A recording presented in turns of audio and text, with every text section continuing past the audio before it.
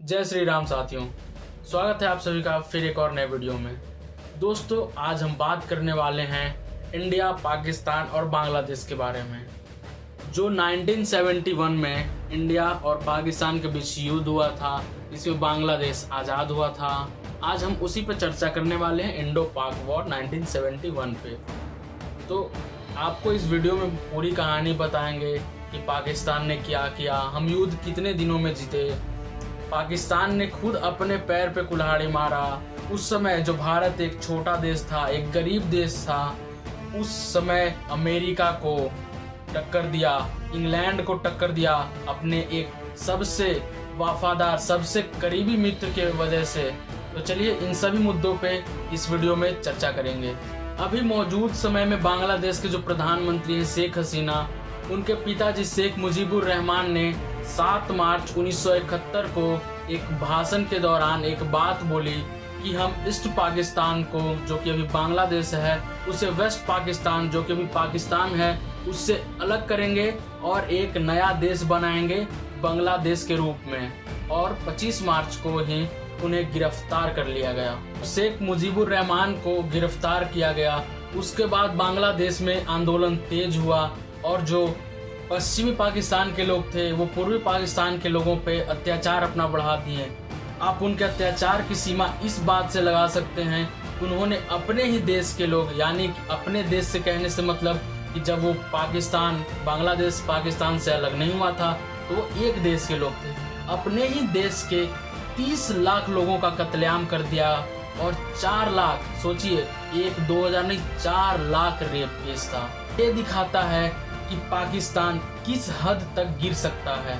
इन्हीं सब क्रूरताओं को देखते हुए लगभग 10 लाख लोग पूर्वी पाकिस्तान से भागकर भारत में आ गए।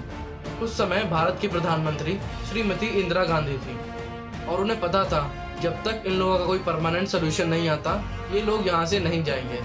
उस समय भारतीय सेना के जनरल सर एम मानेकशॉ थे और श्रीमती इंदिरा गांधी ने उनसे पूछा कि क्या हम इन लोगों की किसी प्रकार से सहायता कर सकते हैं या नहीं, क्या हम अभी पाकिस्तान के साथ वॉर कर सकते हैं या नहीं। इस पर सर मानेकशॉ ने साफ साफ मना कर दिया और बोला कि अभी मॉनसून का टाइम है, ज़्यादा से ज़्यादा हम इनकी मुक्ति वाहिनी को ट्रेन कर सकते हैं। और जब मॉनसून खत्म हुआ, उसके बाद जब विंटर स्टार्ट हुआ, तब हमारी भारतीय सेना ये सोच ही रही थी कि हमें क्या प्लान करना है, कैसे वॉर के लिए तैयारी करना है। और तब उन्होंने सोचा और एक प्लान बनाया कि हम ईस्ट साइड पे ऑफेंसिव रहेंगे और वेस्ट साइड पे डिफेंसिव रहेंगे। और भारत सोच ही रहा था कि हम वॉर स्टार्ट कैसे करें, किस मुद्दे पे करें, क्योंकि बड़े बड़े देश थे वो भी भारत के साथ नहीं थे। अमेरिका, इंग्लैंड, ये भी पाकिस्तान के साथ था। तो वैसे में पाकिस्तान ने खुद अपने पैर पे कुल्हाड़ी मारा और श्रीनगर, पठानकोट, चंडीगढ़ और आगरा के एयरबेस पे हमला कर दिया, जिससे भारतीय सेना को एक वैलिड रीजन मिल गई पाकिस्तान पर अटैक करने की।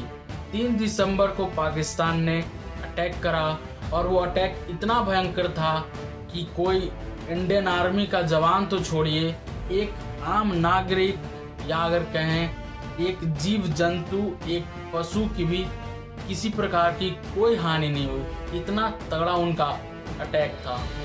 और उसी रात पाकिस्तान लोंगेवाला में घुस गया, जहां पे केवल हमारे 120 जवान थे। और उस समय उन जवान के जो मेजर थे वो मेजर कुलदीप सिंह चांदपुरी थे। वही कुलदीप सिंह चांदपुरी जिनका फोटो आप यहाँ पे भी देख सकते हैं। और इन पे जो मूवी बना है, जो इस वॉर पे जो लोंगेवाला में हुआ था उस रात को, उस पे जो मूवी बना है वो आप सबने ज़रूर देखा होगा, जिसमें चांदपुरी जी का जो रोल करते हैं वो सनी देओल करते हैं। और उस समय चांदपुरी जी को ऊपर से ऑर्डर आया कि आप पोस्ट छोड़कर पीछे हट जाइए, लेकिन उस समय चांदपुरी जी ने कहा कि हम सिख हैं, जाबाज सिख हैं, अपना सिर कटा देंगे, लेकिन अपने ज़मीन का एक टुकड़ा भी पाकिस्तान को नहीं ले जाने देंगे। और दुर्भाग्य है, अभी कुछ सिख अपने रास्ते से भटक गए हैं और भारत की टुकड़े करने की बात कर रहे हैं। उन्हें सीखना चाहिए चांदपुरी जी से।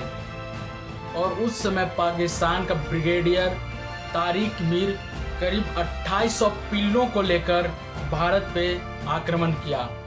उसको कौन बताए कि पिल्ले संख्या में कितने भी हो जाए वो शेरों का मुकाबला नहीं कर सकते। 2800 पिल्लों को और कुछ खिलौनों को लेकर, जिसे वो टैंक कह रहे थे, उन्होंने सोचा कि 120 ही तो हैं, 120 हैं, हम उस पर कब्जा कर लेंगे। लेकिन शेर अगर 120 भी हो और पिल्ले 2800 क्या 28,000 भी हो, फिर भी जीतेगा तो शेर ही। पाकिस्तानियों को तो लगा होगा कि भारत ईस्ट साइड पे ऑफेंसिव है और वेस्ट साइड पे डिफेंसिव है। वो पढ़ते लिखते तो है नहीं, तो उन्हें लगा डिफेंसिव का मतलब है यहाँ पे पाकिस्तान के साइड पे जो वेस्ट साइड है उस पे भारतीय सेना होगी ही नहीं। और उन्हें क्या पता था कि वहाँ जाबाज खड़े हैं हमारी मौत का इंतजार करते हुए। रात में हमारे इंडियन आर्मी ने पाकिस्तान को धूल चटाया और जो बची खुची असर थी वो सुबह एयरफोर्स ने निकाल दिया। तो हमारी इंडियन नेवी भी कैसे पीछे रह सकती थी, उसने सीधे कराची पे धावा बोला और पूरे कराची को ध्वस्त कर दिया।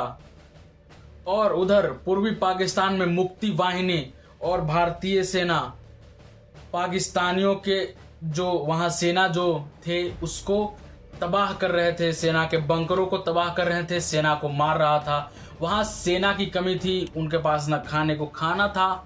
तो पाकिस्तान, पूर्वी पाकिस्तान में जो सैनिक थे उनकी मदद करने के लिए यहाँ से इक्विपमेंट, खाना और सैनिक भेजने का उसके पास बस एक ही रास्ता था, क्योंकि बाय रोड वो भेज नहीं सकता था, बाय एयर उसकी औकात नहीं थी।